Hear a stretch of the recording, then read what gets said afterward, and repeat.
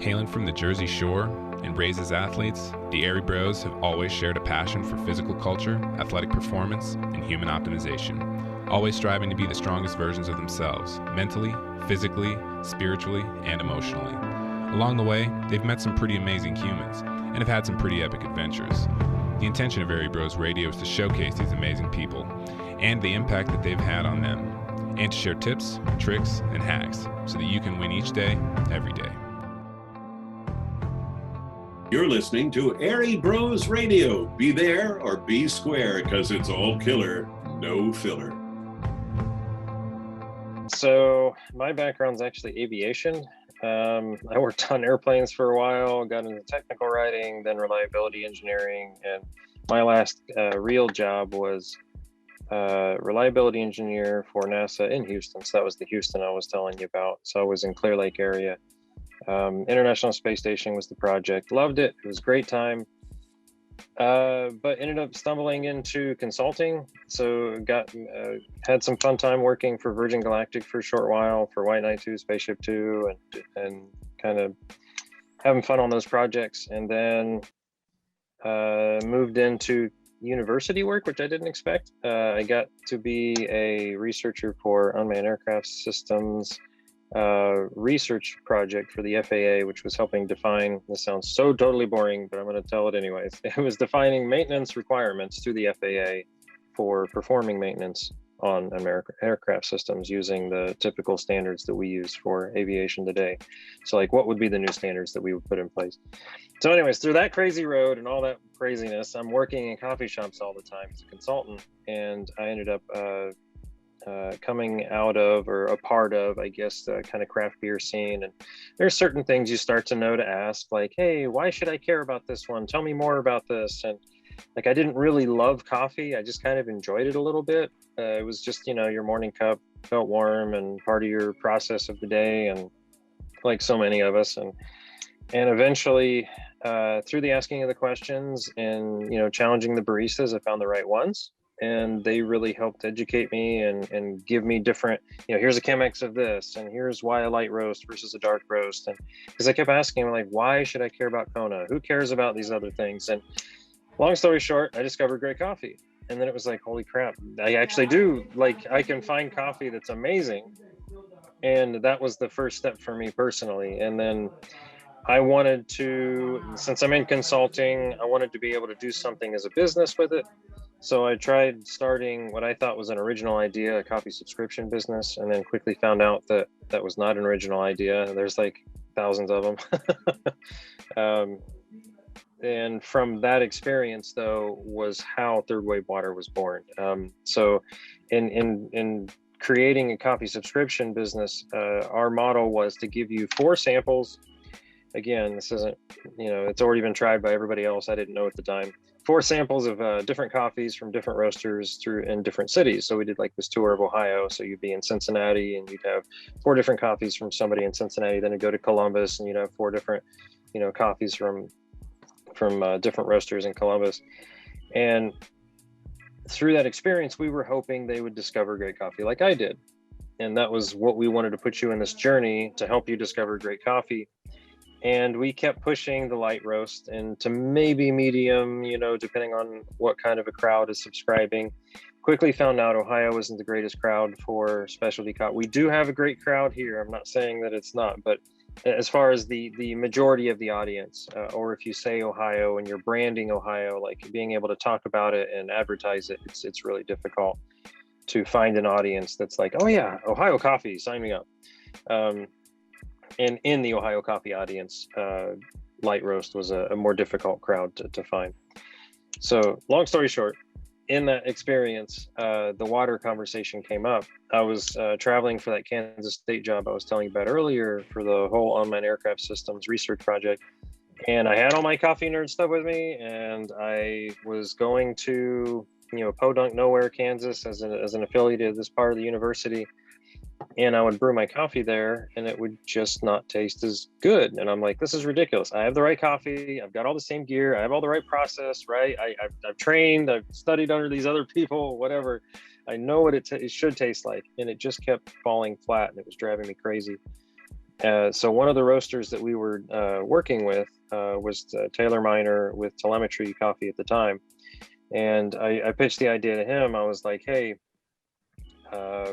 he had just recently worked on a big coffee shop, an upgrade to his coffee shop, putting in a water system. So he went through the Water for Coffee book and, how do I build my own water system rather than hand somebody $10,000 for a water system? Like, there's got to be a better way to do this. And he came up with a good solution. So I felt like he was a good person to ask. And I just pitched him the idea and was like, what do you do for your, customers in your shop? And he's like, well, sometimes we might give them water to take home, especially in Ohio. We're like 450 plus TDS, like super, just calcium rich goodness that is going to flatten your coffee like crazy. And the question that really hit this off, and I'll stop here, is that I asked him, I was like, well, is there a way you could make a concentrate of your water, that we can just, ship with my boxes? Because I didn't want to ship and, you're not shipping jugs of water and then you just add it to a concentrate and, build it from there. Or you are making the concentrate, add it to an empty base and make your water from there. So that was the initial concept of third wave water. So it came from our trial and error through the coffee subscription business, and then my traveling, kind of having this experience that I was running into that some of my customers may have had, because we're shipping them these amazing coffees and we were expecting them to say they were amazing, like I was tasting or we were tasting, and they weren't having the same experiences. And that was one of the reasons why. So I don't know if I answered your question. I think we've all had very similar experiences where you go to your favorite, local spot and you get that, the Chemex or the pour over, and, you get home, same thing. You got the equipment, you got the beans from the exact coffee shop where you had that delicious cup of coffee, and it falls flat every single time. And I'm racking my brain. Is it the temperature? I'm getting thermometers. The temperature doesn't matter whether it's literally boiling as I pour it in, or if I let it sit to the perfect temperature, it still falls short. And then, like Jimmy said, our good friend Steve, he is a coffee aficionado, and he was like, if you don't, you got to have this third wave. If you don't do it, you're never going to hit that mark with that cup of coffee at home. And so that's where we are, and here we are. And so it's actually a concentrated powder form of the water from that particular barista that you were working with. Or So it evolved? When we took a step back, he made the formula to try to fit closer to SCA specs, so the Specialty Coffee Association. They really defined a water profile, a long time ago. We'll just say 8 to 10 years ago, probably more though. And they have, they've worked with a lot of other coffee professionals, and they would tell you what they wanted the water to do, but they would never tell you how to make that water. So they would say, okay, have X amount of TDS, but that really doesn't tell you much. Have X amount of alkalinity. Okay, you're getting closer because certain things cause alkalinity. Have X amount of pH. Okay, there's certain things depending on your base and how you mix it will affect those levels. So basically starting with some of the results and then using a lot of the big hints from Water for Coffee, which was kind of a mind-numbing book, but it had some really good points. And one of the big ones was the importance of magnesium. So a big part of our formula was magnesium, in making sure that how the ratio was put together, it still was going to fit within this SCA spec profile that we knew the water standards from the industry wanted. So that was that's really kind of the short of it. There was some trial and error and figuring out just some different manufacturing issues you run into when you're mixing powders and stuff like that. But we were confident once we got to the ability to measure within those specs for the SCA standard. And that's when we launched the company. And what year was that you guys launched Third Wave? 2016. 2016. And how has it been since then? Do you find you mostly get, coffee heads such as us, or is it expanded to restaurants and stuff like that? People are finding out about how important the quality of water is, and they might not be able to obtain that with the water they have where they are. It's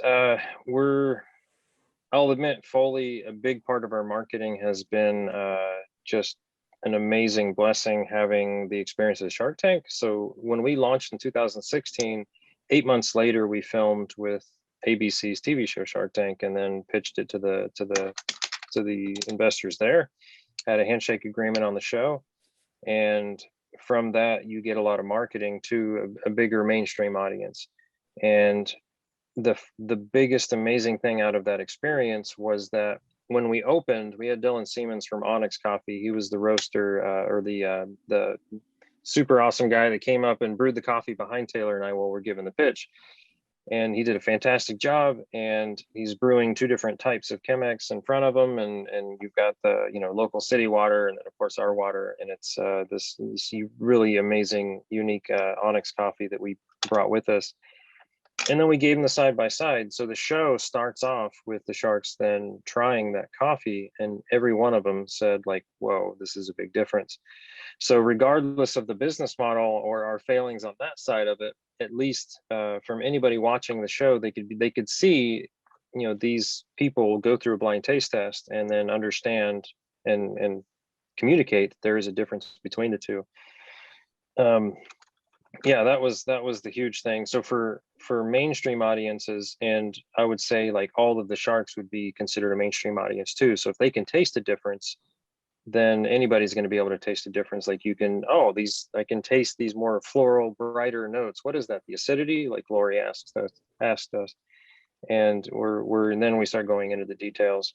But the mainstream audience is kind of it's been a really big, amazing push because of that show, because we get reruns and things like that. I admit most of our time is spent going to like the SEA Expo or RICO or Coffee Fest. So where our physical presence is, we're in the specialty kind of coffee arenas and trying to sponsor those type of organizations. And the mainstream audience is more pulled in from the Shark Tank side right now. Did you get the nod from Mark Cuban? No, we did talk to him and argued with him a little bit. Everybody was great. Everybody was super nice. If you are trying to BS them, that's when they become sharks and really, start to attack you. But, we were honest about everything and they could see that. And I think there was some miscommunication, which is really easy to happen when you have like a 30-40 minute slot and you're trying to pitch your idea and people don't get what you're saying. And but Barbara was the one that gave us the handshake agreement on the show. So she was the one that went with us. Very cool. And would you say that experience was positive and you guys only got good from it based on exposure that you got and, getting out to that mainstream? Because you hear different things about Shark Tank and how they handle products. I'm just curious what your guys' experience was at Third Wave. Yeah, we loved it. We had a great experience through the whole process. It was a big pain in the butt, but it was fun, and definitely one of the best things that if you're able to get into it, definitely, try it, apply for it. They're always getting new applications every year. I'll throw in one kind of secret side. This isn't a part of breaking any of our NDAs or anything, but to have a better chance to get on the show, I think if you do a successful Kickstarter, that'll help your chances. If you apply even after you've had your Kickstarter, that really helps them see like, oh, okay, these people have a business, because they're trying to find people that are going to be good investments for the sharks too. So there's a kind of a financial piece of the company in a way, but for the TV show, like they want good qualified businesses to come on the show. Just as a side note. Right. Keep that in mind when we bring the Airey Bros brand to Mr. Cuban. there you go. Being out here in Colorado, have gotten into marijuana cultivation, and it's very important when you're using the nutrients and watering the plants so that you have the pH level at the proper range. Because if you don't, you could come back in the next day and all of a sudden your entire crop is scorched or fallen over. So that's when I learned about, how I didn't necessarily know like that was such a big thing in growing things, in farming and stuff. But it's also very important, especially when you're dealing with something, with acidity like coffee. Can you talk a little bit about the importance of the pH and where people want to live or what they should look for when they're going into that realm, taking their coffee experience to the next level? Sure. So on the coffee side, pH is generally like the closer to 7 you can be is best. 7's neutral. So you go plus or minus, you're going acidic or you're going in the opposite direction. So closer to 7 is as much as the base of the water is good. Our water profiles are like 6.8 and 7.2. So like we're on one side on the one and one on the other side with the other. We have 3 water profiles. Classic profile is for like light, medium roast coffees. The espresso profile we created during the Kickstarter because we kept getting a ton of people asking, I have an espresso machine. Can you make a water profile to protect the machine? And we said, yes, I know we can. And we came up with the espresso profile as, and I'll talk briefly about this, but it's temporary, the type of hardness you're using. So temporary versus permanent. The temporary hardness is the type where if you boil or freeze water, the minerals will come out of solution. Well, those are temporary minerals then, and then you don't want those in your water for an espresso machine at all, because then that's what causes calcium and buildup and all the nastiness inside your machine. So hardness, though, it's kind of an interesting subject, but in general for coffee on the pH side, closer to neutral. The next big one is alkalinity. So not whether or not it's alkaline or if it's like acidic as far as on the scale, but alkalinity being how much does the water have as a buffer. So a buffer in the water will fight an acid. Well, coffee's naturally an acid. So coffee's acidic, it's trying to change the water. So if you have a huge buffer, it's going to mute a lot of those kind of natural floral flavors that you want to, that most of them on the specialty coffee side prefers to have. But on the opposite side, and we came out with a third water profile called the dark roast profile, and it almost seemed like a heresy in the specialty coffee community, like dark roast. Why would you make a water profile that complements dark roast? And it's because in just coffee in general, we love to see anybody, drinking. If they drink dark roast, that's great. But how can we complement their experience better? And it has a much bigger buffer, so you taste less acidity and you'll get more of the chocolate and nut side of those type of coffees, but you still get the benefit of magnesium. And on the magnesium side, just to share for 2 seconds, is kind of an opposite of salts in a way, of a sodium chloride, for example. Sodium chloride, salt, you put it in, if you add that to the water, it really brightens things. So it's going to enhance current flavors, where magnesium kind of does the opposite, where it makes it so your tongue can't taste certain bitters. So it actually hides some of the nuances in the coffee. So some defects, per se, you might say, in some examples. So in a way, if you have a touch of sodium and you have magnesium, those complement the ability to enjoy the better parts of the coffee. So on alkalinity, though, that's where the spectrum changes based on, we would say, based on what kind of coffee you like. If you're on the light roast side and you want those tasting notes you want are floral and berry and strawberry, like those type of things, then you don't want a lot of buffer. But for the SCA profile, you still need a little bit of a buffer, because there is still some training wheels of sorts that you can use to help in your brewing and accentuate that side of it. So our classic profile is around 30 to 40 ppm as far as the amount of alkalinity. The espresso would be the next one up, but it has no chlorides. So that's the other big kind of $5 term here. If you're going to use water in your espresso machine, chlorides will destroy it, period. It's very corrosive, really, really bad, because of the high pressure and high temperature that happens inside of an espresso machine boiler for the metal. So Chloride's bad. But you go 40 and then you go 80, about 80 ppm for the alkalinity. So the ability to buffer an acid in the espresso profile.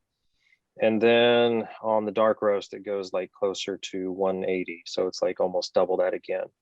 And we've done some really good experiments with all of those with a lot of different roasters. We're going to be in MICE or MICE, the Australian event that's coming up in September. And we're going to do some experiments and tastings and cuppings with a bunch of people we know there locally. So that'll be super fun to take the same coffee and put it through 3 different water profiles and see like what notes are really accentuated. But yeah, that's where I would kind of, I'll pause and take it 2 steps back here and say pH, in the middle for the water itself, if possible. Your depending on what kind of notes you want out of the coffee is going to be where you want your alkalinity.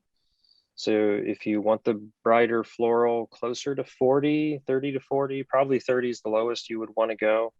And then up to the 180 for like the darker roast is how we would set those. And then the TDS, you'll hear the term all the time, total dissolvable solids. It's just the measurement that tells you that there's something in it, and it's X amount. Well, 150 is the number that we shoot for, and that's also within the SCA spec. And it just means there's 150 TDS, ppm, milligram per liter. They're all the same measurement of something inside this water. But because we know what we're putting in it, using a TDS meter is a good indication of what's going on. So if you use a TDS meter for your water coming out of your faucet, for example, you don't know what's in there. There's something in there. The indicator you can do is softer or harder, more TDS or less TDS. Less TDS is softer.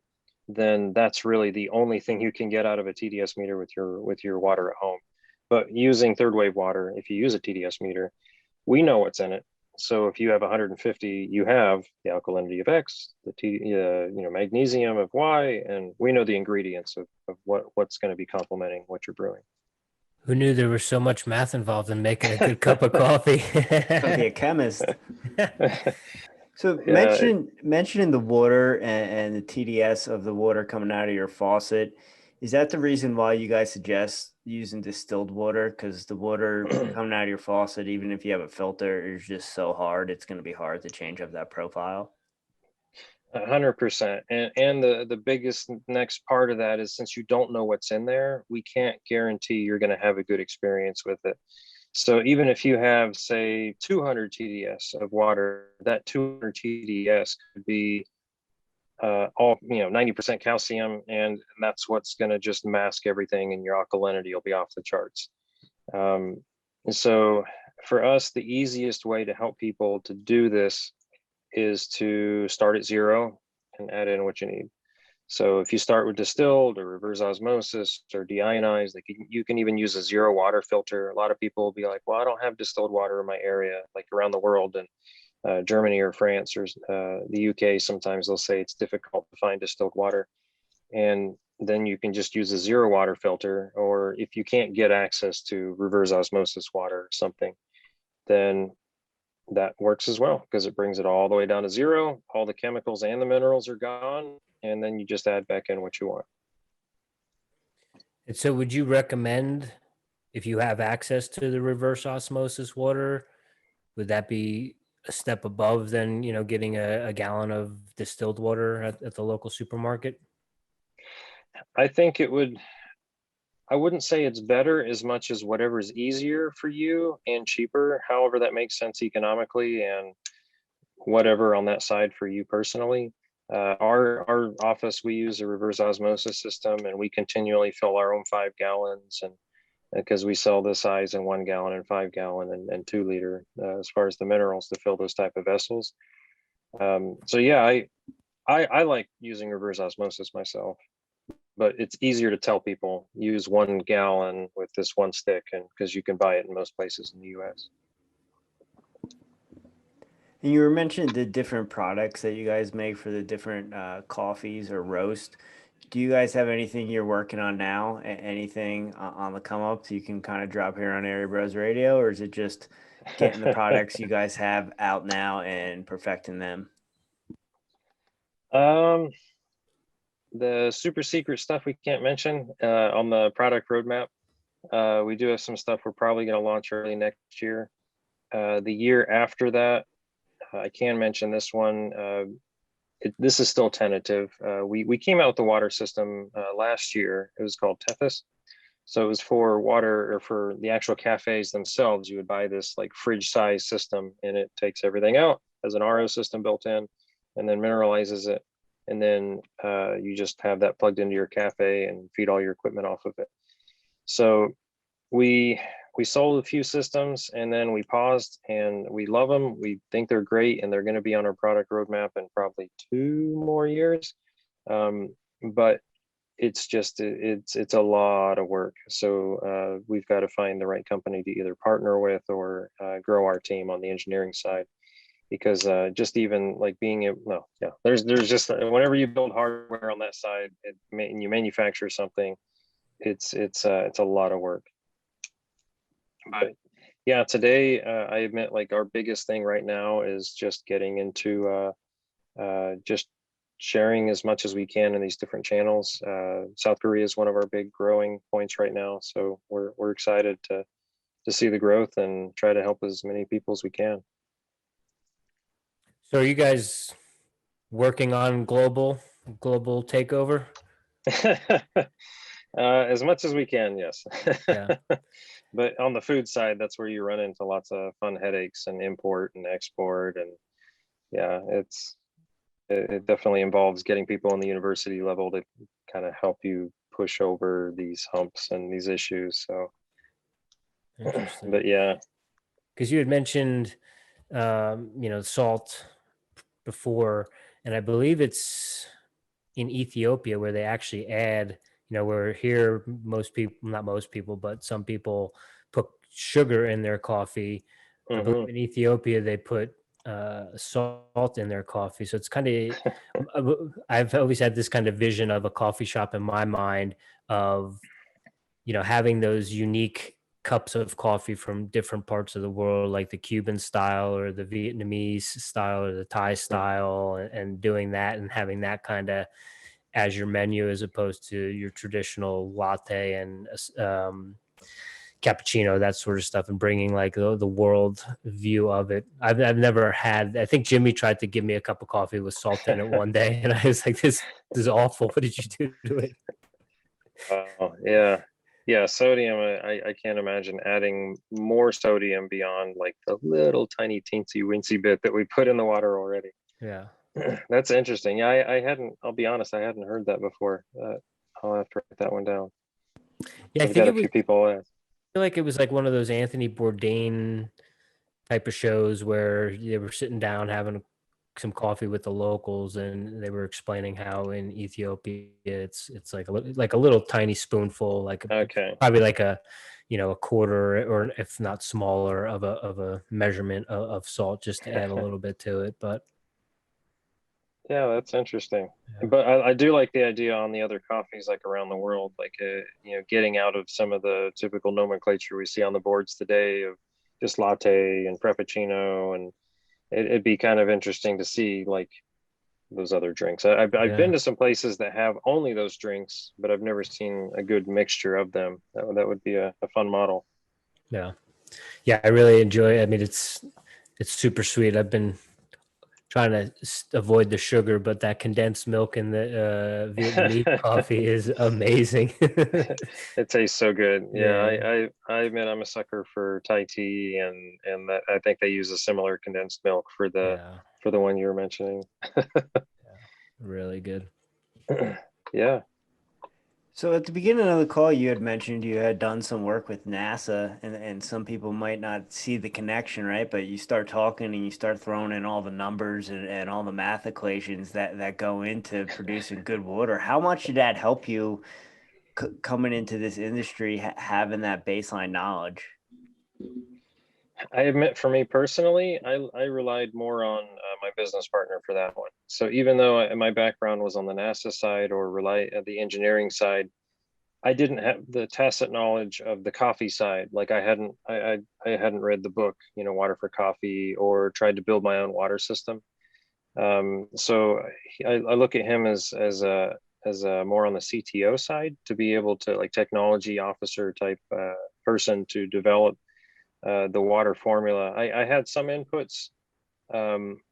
I had a lot of questions, and pulled in maybe some aspect of that from my experience at NASA, but I admit it was probably less of on the development side and more on the implementation and project management side once we got things moving, because there was just so much to do. As soon as we decided to do it, it was like, all right, 30 days, we're going to launch a company and get everything done and launch in this, Chicago Bloom Festival, and get the sponsorship, start the patent, get the trademarks, file the company.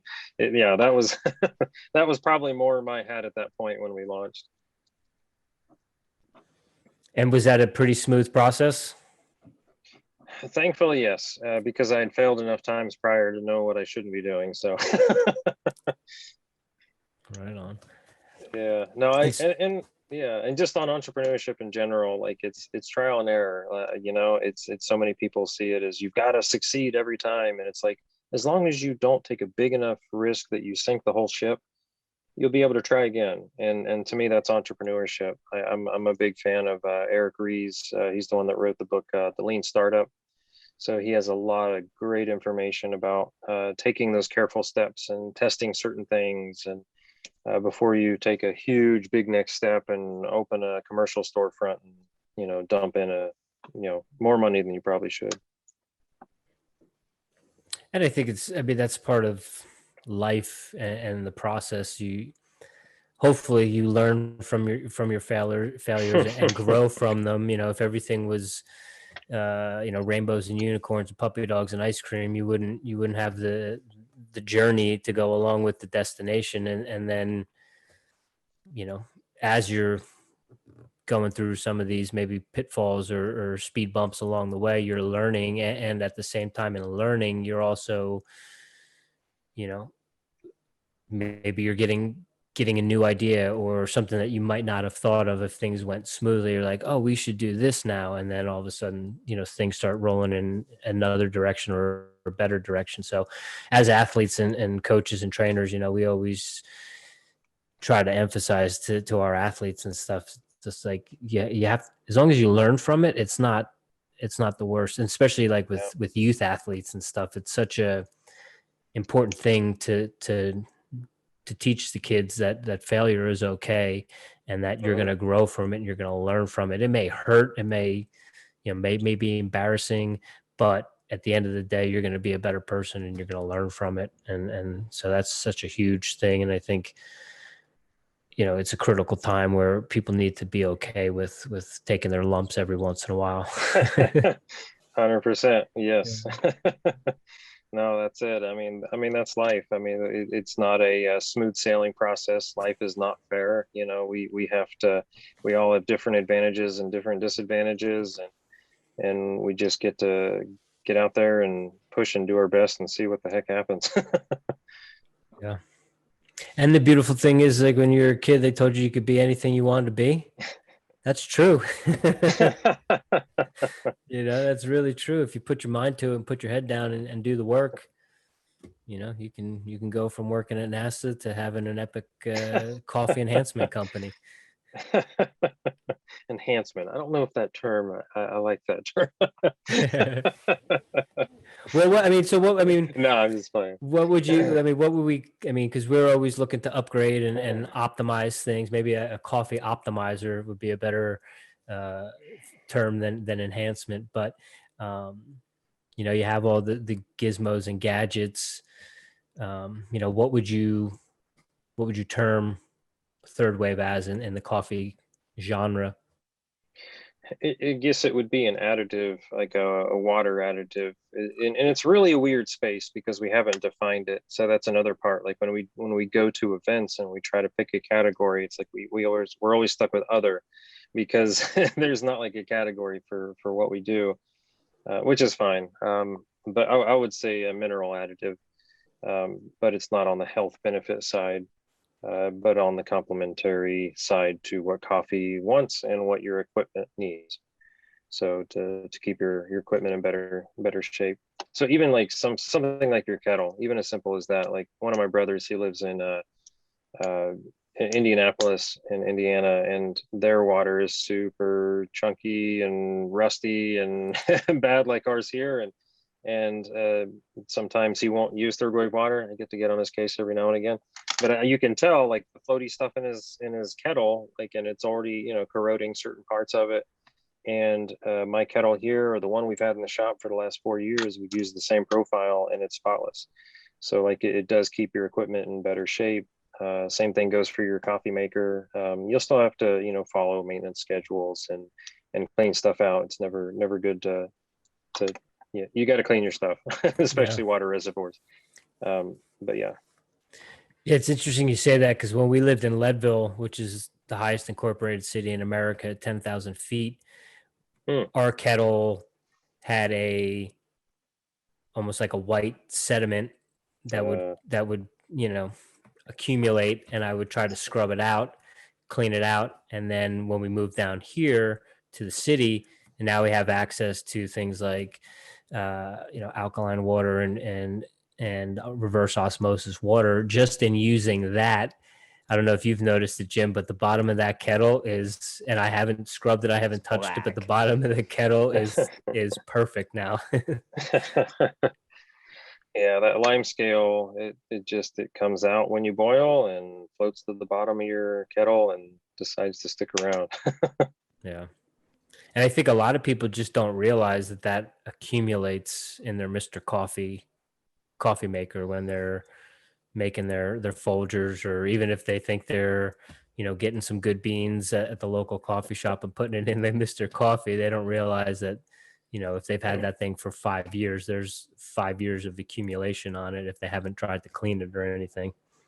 It's true, and especially wherever your heating element is. So like even in Mr. Coffee, they use that little, it's usually the heating element that's the base plate on your hot plate, I guess, is where they'll have it. But that accumulates, it holds it, and unless you have a way to get it out, it's going to keep kind of ruining your water. Which, on that note, there is one funny kind of side thing we have to educate people on, is when they very first use third wave water, if they're not using like a brand new coffee maker, and it is the 5-year-old, you know, Mr. Coffee, there's an effect of using that lower TDS water that it'll start kind of cleaning out the junk in their coffee maker, because it's still a little bit thirsty and pulls that stuff in. Well, then they won't taste the difference. They're going to be like, well, I'm using third wave water and it tastes the same as what I've always done. It's like, well, it's kind of pulling out the junk that you still have in your coffee maker. So we have to recommend that anybody that does use it the first time, clean it and then run a few cycles through it, and then try the difference and see what you think. And speaking on the different water across the country, have you guys come upon any towns or any spots that have like really good water, or is it pretty much crap all the way around unless you're doing something to purify it? They're all horrible. No.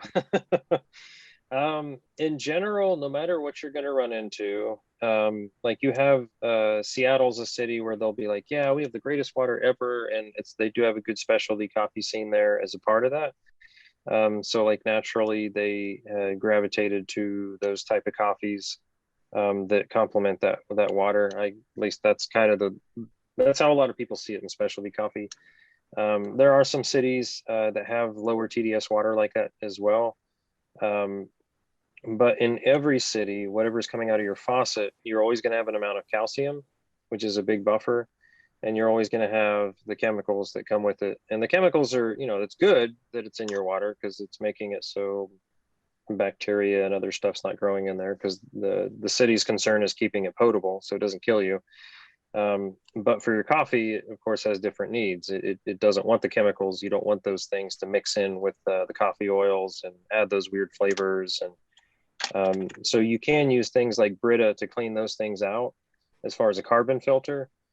But beyond that, you're either taking out the chemicals with a carbon filter, zero water, taking everything out, and that's about it. So you've got to, for us, that's why we kind of push you start at 0 and add in what you need. So some cities, you get to New York and they talk about how much better the water is, and they're using all kinds of baking their bagels, and they're using it for food sense, and I think they've got some interesting points on that side of it. But for coffee, I'm still not convinced. I still would rather you just start at 0 and add in what you want. And the other thing really quick is with third wave water in specific, you can just add in, you can go lower than the 150 that we have per packet. So some people, especially on the competition side, they'll experiment and drop the alkalinity even more and go to like 80 TDS. You get a TDS meter, you only add in half your packet to 1 gallon, and then shake it up and use that to brew your coffee, and then see what the taste flavors are different if you add, if you have another gallon of water that's a full packet. So some of those experiments are fun to do to see how much of a buffer you want to accentuate what flavors for competition. And again, for that one, you only need a TDS meter. What do those usually run? $10. Yeah, $10. They're not. Okay. Yeah, they're not super expensive. Is it worth it to have it in your quiver? I think so, for a number of reasons. Even if you're not mineralizing or remineralizing, it just gives you an understanding of what you're putting in. So even if you're just any water, you can then measure and at least know how hard or soft is it. So if I'm in Seattle even, and it's like, well, it as crazy as this sounds, even if it rains outside, it will change the amount of the type of water that comes into your house. So there's some weird things that happen there, and you can look it up on the internets later, but every single little drop doesn't just go through the water filtration system and then come into your house. So heavy rainfall is known to change the type of water that comes into your front and into your faucet. So using a TDS meter is advantageous just to get a benchmark of what's happening. Okay, cool. You mentioned New York water for the bagels and the pizza, and you hear the stories of pizza and bagel shops in Los Angeles that have water shipped from New York. I saw, this was a while back, but I saw a company, it was like an Instagram ad or something, but they were doing something along those lines where it was almost like a tincture bottle, and they had different mineral profiles to put in your water, so that they had the New York water for pizza and bagels, and I believe it was like the Vienna mineral profile to put in your water for coffee. So it's interesting that you bring that up. I don't know if you've seen anything like that. It was different one. They had different ones for like if you were baking, if you were making pasta, if you were making coffee. I have, and they're interesting. And the one thing I would probably think that they might not do, and is we don't know how many contaminants of what they have in each one of those profiles in those cities, because you always have, and it's weird to say it this way, but your water you drink always has X amount of some kind of an allowable contaminant. Even radioactive material, as weird as that sounds. But what would actually affect the flavor of the water, it's probably going to be more minerals than any of the weird contaminants. But if you're going to go all the way, and to ship it would be the only way if you're trying to get some exact spec of whatever, and it's like, yeah, they have the exact balance of chlorine and everything they're using, and that's what I'm using to bake my bread with. And one other follow-up, talking about the different water profiles, Seattle is known for their coffee and that sort of stuff. Are roasters roasting specifically towards their water to get certain notes and flavors? Is that a thing? 100%. And that is the big kind of elephant in the room with the coffee ecosystem. So, and it goes all the way back to even the farms. So if I'm buying green coffee and I get a test sample, what am I roasting my test sample to be able to even test that? So the science of water, like we talk about alkalinity and the things in the water, changes your ability to perceive the coffee, period. It just does. So if I'm in Ethiopia and I'm visiting with that farmer and I'm cupping there, and then I go home back to my roastery and I roast there, it's going to be different. So they will, the buyers, what they'll do is they'll ship the samples to the roastery, as you probably experienced, and then you try your different samples and you go through and cup them and try to find defects or what notes you're looking for. But you're still using some kind of a base, with the big question mark on it next to you, that's you're filling, that you're heating up to add to that water or to your coffee to actually get those tasting notes in the first place. So if you have a bunch of calcium, you're going to flatten it. You're not going to get the full profile of the coffee. We'll say too much calcium. You still want some calcium, but you won't know what too much is unless you're like taking a Hatch titration kit or a Hawk titration kit every single time that you're trying to do, a tasting, which most people don't. So if you just use a known water profile, you'll be good.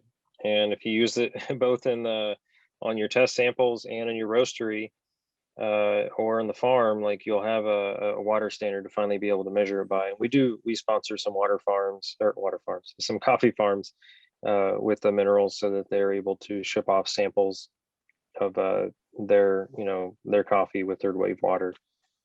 So it helps kind of benchmark for their customers so they know what they're getting.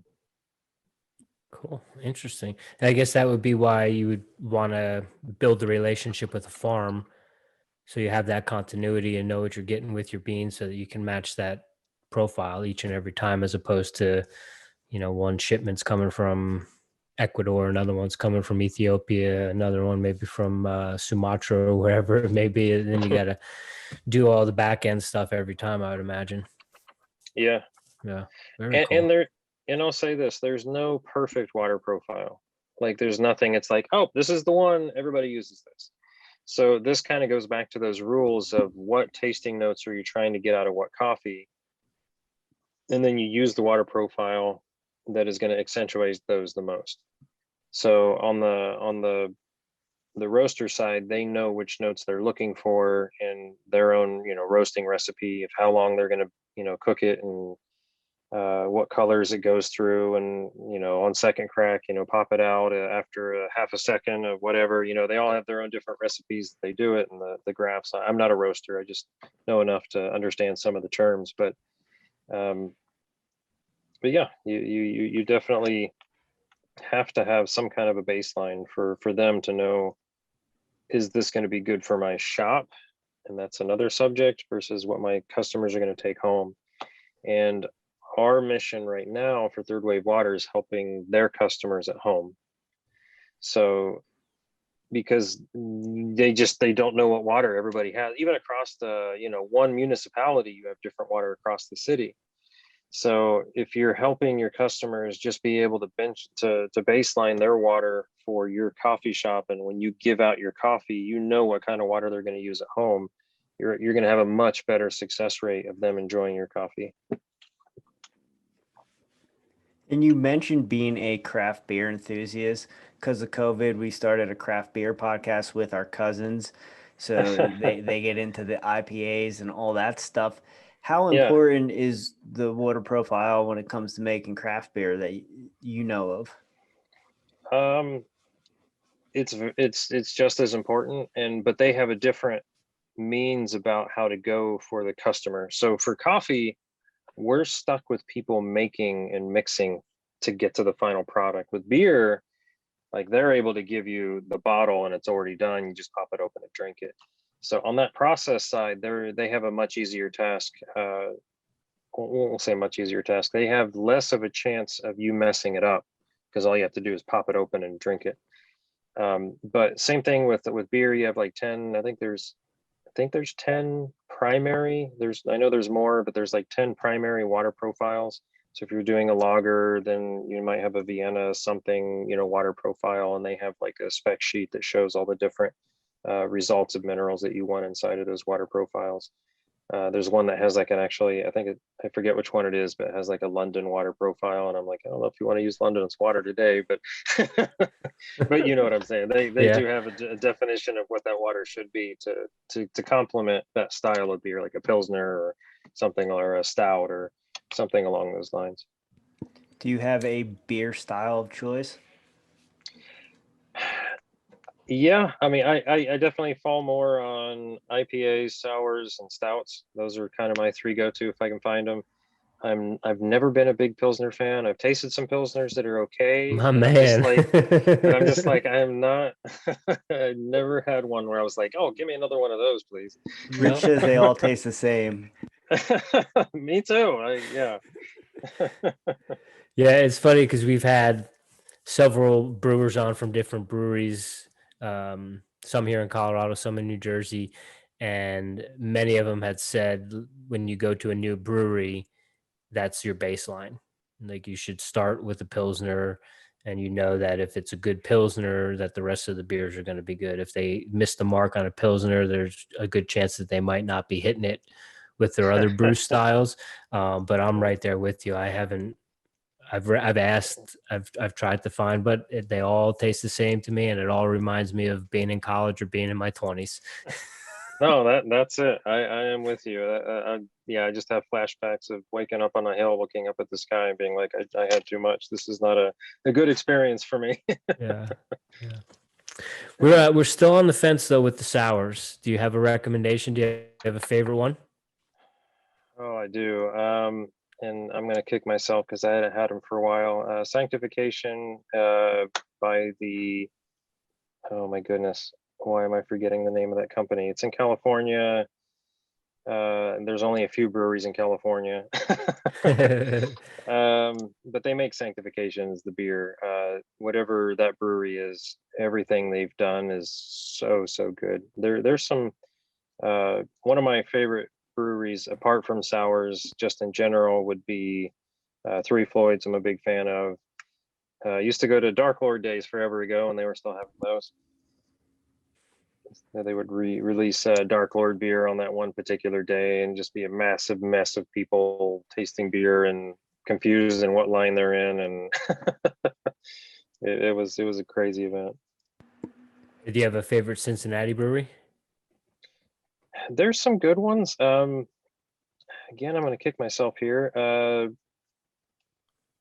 Oh man, I'm going to look this up so I don't Okay. Yeah, no fail worries. this.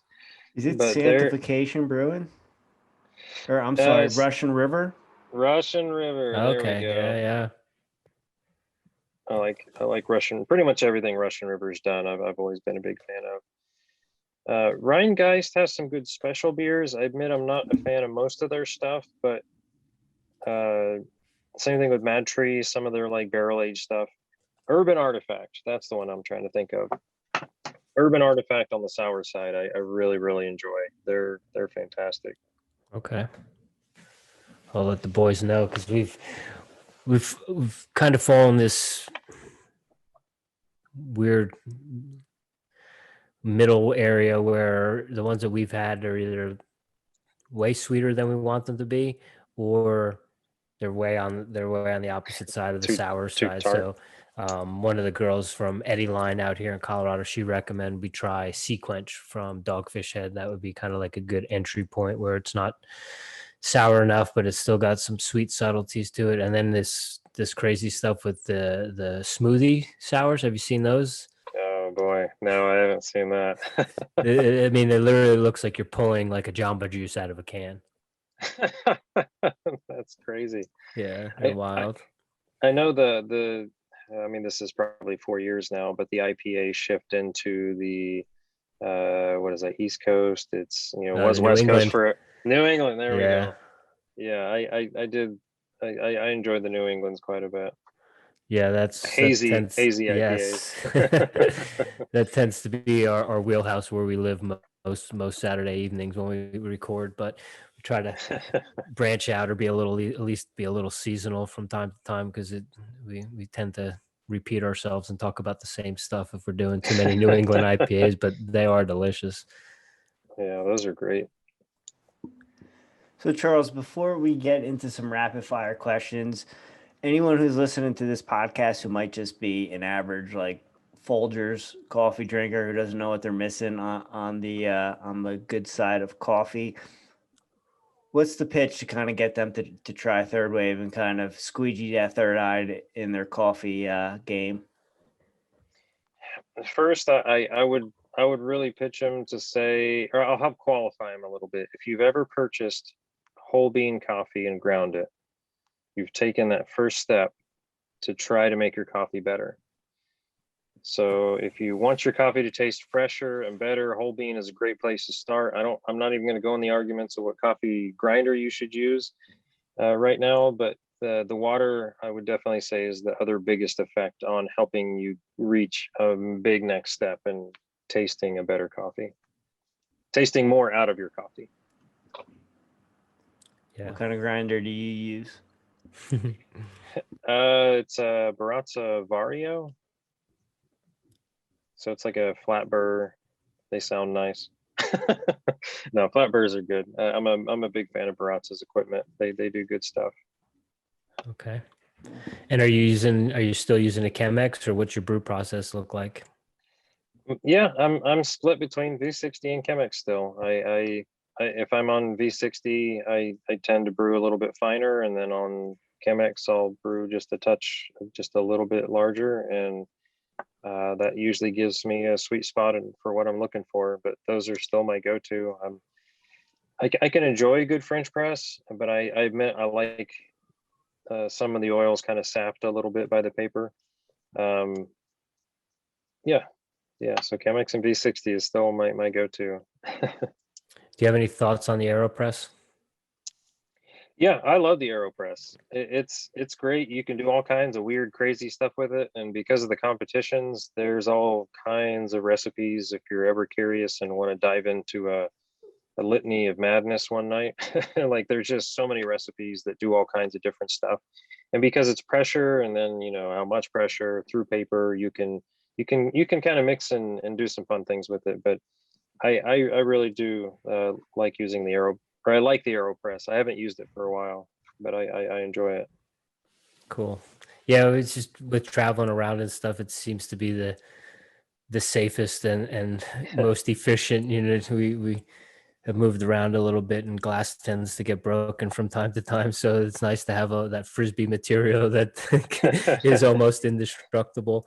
Yeah, that's a great point. Yeah. The other thing, we talk to people, with these rapid fire questions, and one of the things we talk about is, do you drink coffee? How do you take it? How do you brew it? And I think sometimes when we talk to people, I think the common misconception with the people that do drink dark roast is that they think they're drinking it because they're getting more caffeine out of it. But it's the complete opposite. It is true. Yeah. There is a smidgen more caffeine in the lighter roast because you didn't cook it out. Yeah, the more you cook it, the more of even the flavor and profile of what the bean originally was is gone, and you're left more with the ashy remains of the bean.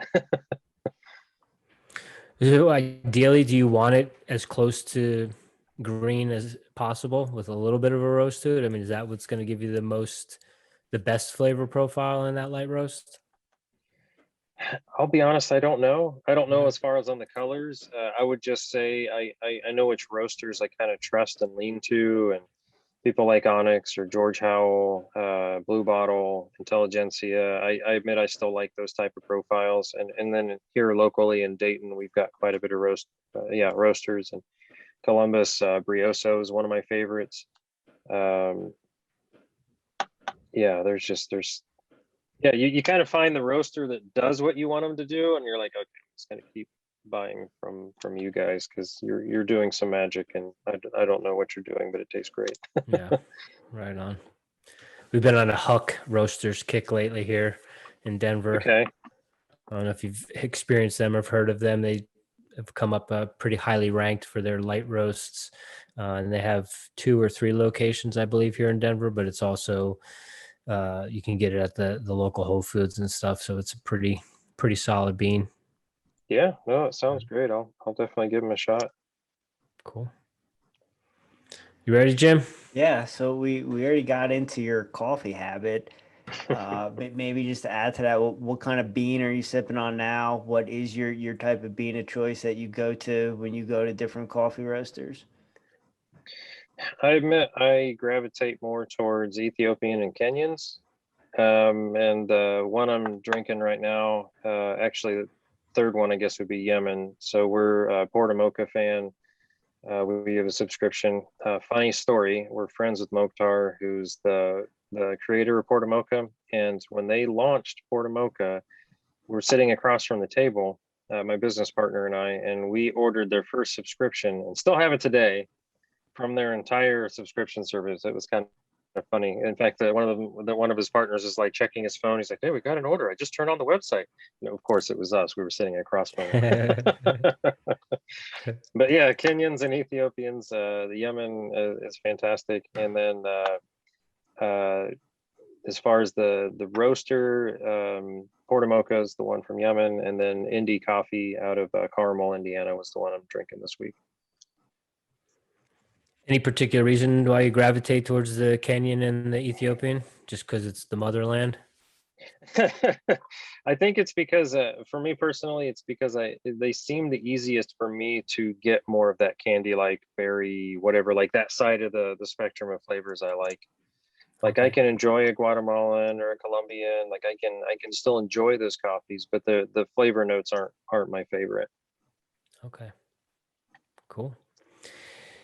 Do you have, in addition to your morning coffee ritual, do you have any other daily practices or daily routines that you do to set yourself up for success and just level up and show up to be the strongest version of Charles?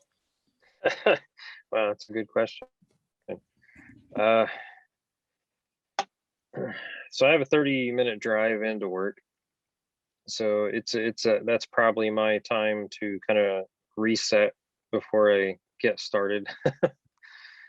Sometimes you may wake up on the wrong side of the bed, and I'll listen to a podcast or something on the way in, or just try to clear my head on the way into work. But honestly, that's probably my space. And then once you get to the office, now you're with everybody, so it's harder to try to break free or set your own pace at that point. Cool. But yeah, good question. Thank you. So what podcasts are you listening to? What music you listening to? Any audiobooks, anything like that on your 30-minute drive into work? Sure. No, I'll pull up the audiobooks right now. Come on, Audible, pop up here. Okay, no, it doesn't want to open for me.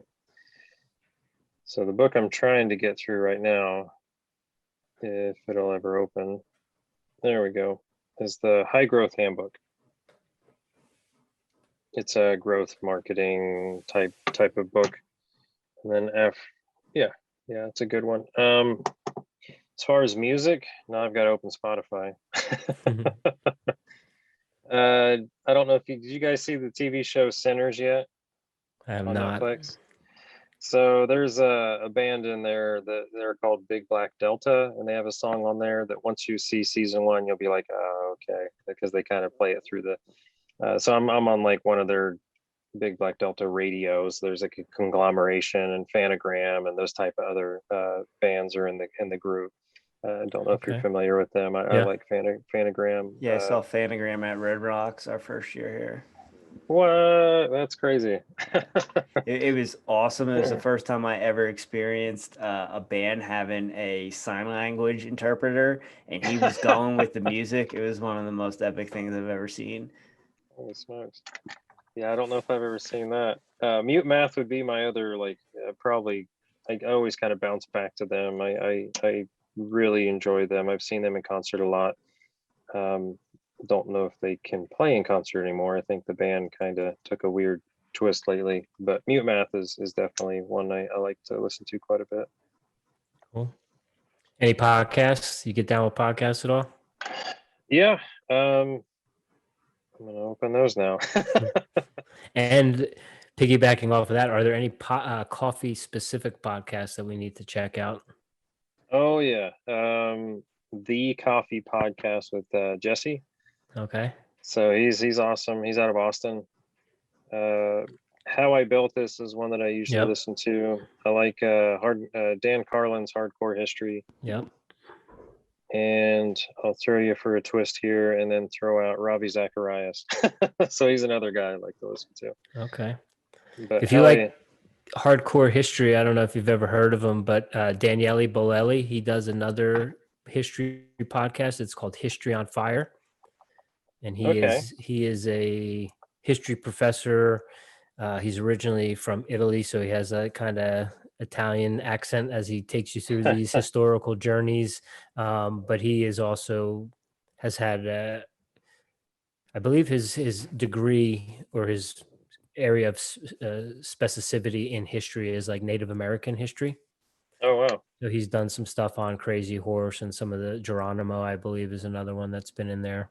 Yeah, check out the Okay. Theodore Roosevelt one that he did. It's like a 4 parts. It's really good. That sounds great. Yeah, no, I'll definitely check him out. Yeah, one of my favorites with Dan Carlin was was like a 7 part or 4 part, whatever the giant. It was like a huge series, and I think he pulled it off and now has it on cover of his Cons. tape. Yes. Yeah, that was the first one I listened to, and I was like, holy crap, this is nuts. These guys had all kinds of craziness back in the day. And no one even, Yeah. I didn't know about it. Yeah, I love the deep dives on historical figures and historical events, and the unique stories, or the stuff that doesn't necessarily make it into your mainstream history books, and to hear some of the I used to teach US history, US 1, so like to dig into some of the escapades of like guys like Ben Franklin and some of those guys, you're Oh like, yeah. oh, they were just as scandalous as they are now, if not more, because they were getting away with it. Yeah, American history is fascinating. I'm actually reading a biography about Nikola Tesla, and one of the Oh, funny yeah. factoids that popped in that was an interesting one about him was that he was supposedly born at midnight. So because he was born at midnight, he didn't really know which day he was technically born on. So the birthdays became a little less relevant to him, and he didn't really celebrate him as much because he's like, it's this day or that day, I don't care anymore. Very cool. Yeah, he had a lab out here in Colorado, um, that I believe it was in, I want to say Colorado Springs area, so a little south of here. But yeah, he was doing all kinds of stuff where he was trying to, harness free energy, and trying to get electricity out of the ground and making lights light up. And I forget what history show it was, but they were in someone's garage, and they had like some piece of nostalgia from when he was in Colorado working on his thing, and they were trying to um, get an estimate, or assess, the value of it or whatever, uh, kind of like one of those Pawn Stars type of deals. That is awesome. Yeah. Yeah, he was so brilliant, but then on the same side, he was a bad businessman and then an overseller on a salesman. So like a lot of the times he would get bad press because he would kind of oversell some stuff, but then other stuff he was telling the truth, and the press didn't know how to weed through it, so they just made fun of everything. And it's like, no, he really did. Like, yeah, even the concept of AC was something like he was trying to do before he moved to America, and they said it could never be done. And yeah, just crazy brilliant. Yeah. Almost too smart for his own good, probably a little bit. Yeah. Yeah. Our last one, and this used to be a very fun, lighthearted question before March of 2020 last year. Now it's taken a different avenue. But if you go down any rabbit holes late at night on YouTube, do you get down with any conspiracy theories? Is there anything out there that if you could know the truth to anything, now would be the time to share that? Oh man, so this is kind of a funny one. I I I find this stuff fascinating. Like I'm not aliens and that type of thing visiting, but I love studying. I think there's a lot more history behind Egypt that we don't know. Yes. Certain things that they've overwritten, and like the origination of the pyramids. There's no writing on the inside of them. So what were they really for? Was it a tomb? Was it not a tomb? It's got some, anyways. So those type of things I like to kind of go down the rabbit trail and see what crazy concepts people have come up with, and specifically on the engineering side. I love to see some of the challenges they have. Like there were some of these pharaoh statues that they found that were perfectly symmetrical, but they're like 20 feet tall. So it's like, how do you make a perfectly symmetrical 20-foot tall statue out of granite with hammer and chisel. So what kind of process do we not know that they were doing back then? Because I don't believe it was hammer and chisel. I think they were doing something else. I mean, it's there, so they definitely built it, but I don't believe the archaeologists' lack of understanding on engineering to understand how that was done, because they'll just wave the magic wand and say, "Oh, it was all done with hammer and chisel." It's like, yeah, you're full of crap. Do you get down with Graham Hancock at all? Graham Hancock. I have not heard that name. All right, you're gonna write this one down. Yeah, and he's been on Rogan like 10 times. Start at the first one and then work your way through. But his it's not his first book, but one of his first books is called Fingerprints of the Gods.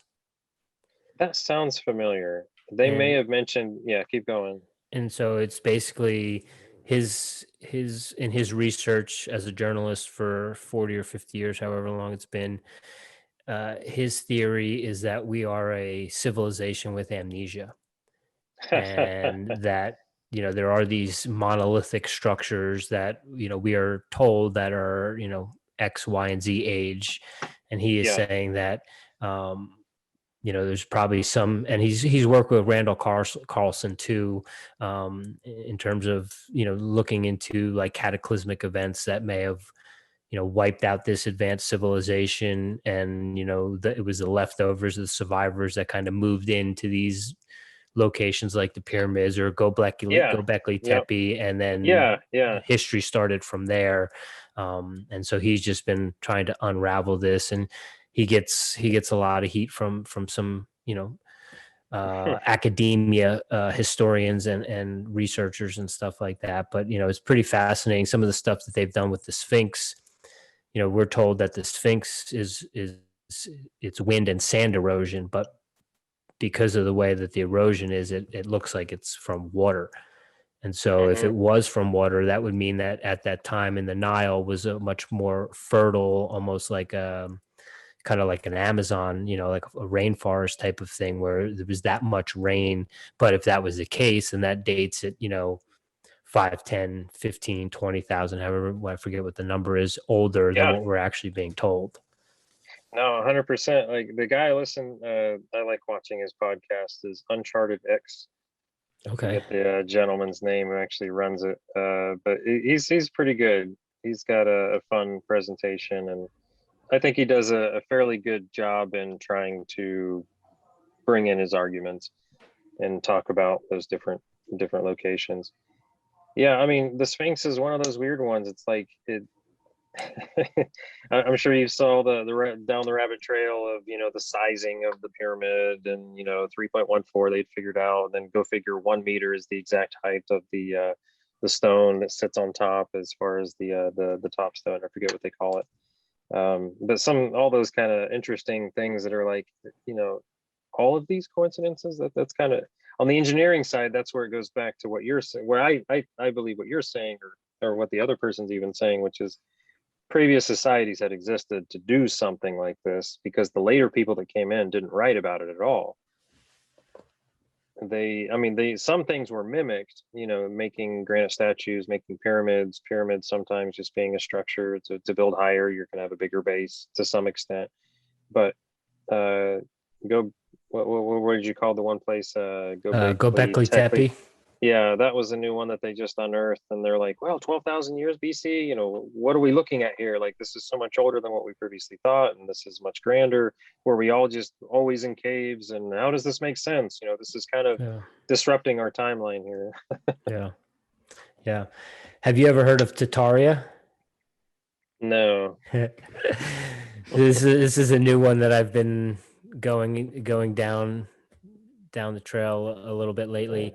But there's this talk of like a mud flood that occurred anywhere from within the last 200 years to the last 1,000 years. And it's very similar to, what Graham Hancock says, that there was this cataclysmic event.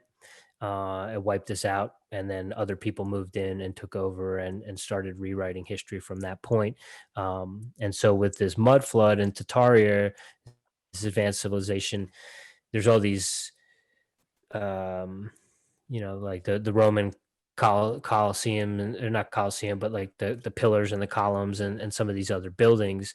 but they're here in the United States, and a lot of them, it's weird that there's like a half a window at ground level, and then in some of these instances, they've dug below that and the building actually goes down, another 10, 12 feet to where the original level is. So it's kind of cool just to look at this. Salt Lake City is one of those cities that had this crazy, crazy architecture that, they said that they built in the 1850s when apparently, everything was like cowboys, wild, wild west, miners and stuff like that. But we had this technology to build these grand, massive halls. So yeah, I like to get down with that stuff. I'm a history geek, but it's just, I'm the same way. Like I was never an engineer or mechanic or anything like that, but I look at these structures and I'm just like, it just, 2 and 2 doesn't make sense right now. Like I don't see like thousands of people with pulleys and chisels making these gigantic stones and then dragging them, sometimes hundreds of miles to get from the quarry to where they are. I just think it's fun to kind of geek out and examine those sorts of things. Again, I don't believe in anything. I don't know what to believe at this Yeah. point, but I think it's healthy to entertain different things and to look into things. So Yeah, no, I do too. And on the engineering side, it's a challenge to the archaeologists because they're not engineers. And that's the aspect of what these guys are talking about that I find fascinating. Like they'll find blade cuts, not chisel cuts, but like blade cuts that are deep, that it looks like they had a circular blade of some sort in order to cut certain stones in Egypt. So it's like, where is that equipment? Was that, washed away? Is that somewhere else, down somewhere else, buried under another 50 feet? We'll never find it. But even what was the other one? Basically, so one of the museums in London, like they're digging this new part of the foundation, expanding the museum, and then they find, and this is like 15 years ago, 10 years ago or so, but they find Roman bath and some other stuff set up down there, but it was like X amount of feet down to those 2000-ish years ago when that original society was there. So we're always sitting on top of X amount of layers of something. So how far do you go and what areas to actually find something? And the last thing I'll leave you with is the question of looking in the Sahara. So I really believe that the Sahara Desert of all places has the biggest mysteries because it's expanded and it looks so empty, but it's not. Like we've had civilization that area for so long, yet it's just buried. It's just completely gone. well, I'll give you one more to look at. I just found this one today. It's in Saudi Arabia. Yeah. And it's called the Lonely Castle, which is the Qasr al Farad, and it's called the Lonely Castle, but it's just this monolithic, almost looks like they carved a castle out of a mountain, and it's kind of in the middle of nowhere in the desert, and it's massive and it's beautiful and impressive. And again, it's just like, how did this get here? Who built this? I don't think this was done with hammer and chisel. Kind of like Petra, as far as that city plex, or they call it the Grand. Give me a break. Indiana Jones and the Last Crusade was filmed there. Yeah. Very impressive. I'll check it out. Cool. Thank you so much, sir. Thank you for the product you guys put out. Every morning I get to have a good pour over and get all those good vibes and get ready for the day because of third wave water. So thank you so much. Thank you for sending the Airey Bros some samples so we can spread the message. And thanks for all you do. Appreciate you. Yeah, no worries, guys. And thanks for having me. Absolutely. Have a great night. Thanks for the conversation. You too, man. Take care. Take care. Okay, bye.